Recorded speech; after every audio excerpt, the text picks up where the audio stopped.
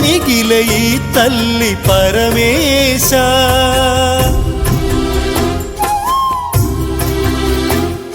తల్లి కళ్ళలో పొంగే గంగతో గుండె తడిసిపోలేద జగదీశ.